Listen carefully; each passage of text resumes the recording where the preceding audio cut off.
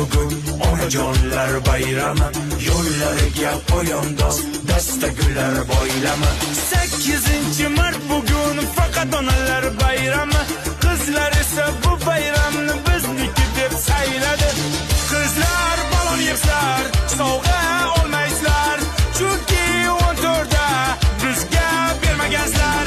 Qizlar ayyorsizlar, sovg'amizga zorsizlar, 3 yildan beri bizni aldaysizlar. Qizlar, sizda inson bormi? Bezay bo'lib so'raysiz, sovg'a olishdan oldin berishni ham bilmaysiz.